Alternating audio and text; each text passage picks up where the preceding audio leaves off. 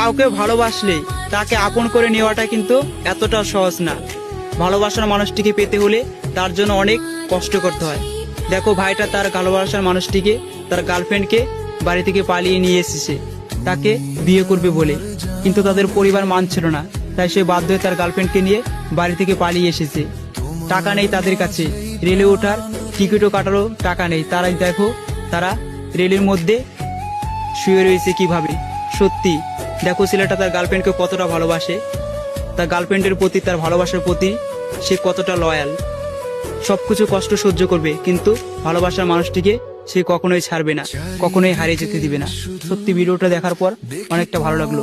ভিডিওটা মেনশন করে দিও তোমার ভালোবাসার প্রিয় মানুষটিকে, যাতে প্রত্যেকটা ভালোবাসার মানুষ তার ভালোবাসার মানুষটির জন্য এভাবে কষ্ট করতে পারে আর তাকে নিজের করে নিতে পারে।